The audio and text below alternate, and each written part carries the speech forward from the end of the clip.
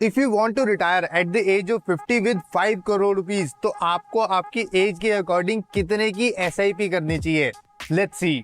अपन लेते हैं 12% का एनुअल रिटर्न, जो कि आपको म्यूचुअल फंड में आराम से मिल जाएगा, और ईयरली बेसिस पे 5% का इंक्रीज आपके एसआईपी अमाउंट में। सो अगर आप 20 साल के हो तो आपको मंथली एसआईपी करनी पड़ेगी 11,976 रुपीज की। And if you are 25 years old तो आपका एसआईपी का अमाउंट ऑलमोस्ट डबल हो जाएगा, दैट इज 21,424 रुपीज। और अगर आप 30 साल के हो तो आपको मंथली एसआईपी करनी पड़ेगी 41,708 रुपए की। एंड अगर आप 35 साल के हो तो 85,920 रुपीज। एंड अगर आप 40 ईयर्स के हो तो आपका एसआईपी का अमाउंट होगा 1,97,479 रुपीज, जो कि आई नो मैक्सिमम लोगों के लिए पॉसिबल नहीं है। बेसिकली पॉइंट ये है कि जितनी जल्दी एज में आप अपनी एसआईपी स्टार्ट करोगे और जितनी लॉन्ग टर्म के लिए अपनी एसआईपी चालू रखोगे, उतना ही ज्यादा आपको रिटर्न मिलेगा कम अमाउंट इन्वेस्ट करने पे। और इसी एज, रिटर्न और टाइम पीरियड के कॉम्बिनेशन के साथ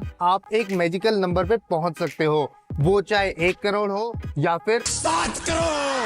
तो don't be late, connect with us, because मैं हूँ एक AMFI registered mutual fund distributor, और आप अपनी इन्वेस्टमेंट की जर्नी स्टार्ट कर सकते हो with great guidance. I started my investment journey at the age of 22। अब आप लोग नीचे कमेंट सेक्शन में बताओ कि आपकी इस टाइम पे एज क्या है, आपने इन्वेस्टमेंट अपनी स्टार्ट करी है या फिर नहीं, अगर करी है तो किस एज में करी है। And check out the caption and description for more details and follow us for more such videos.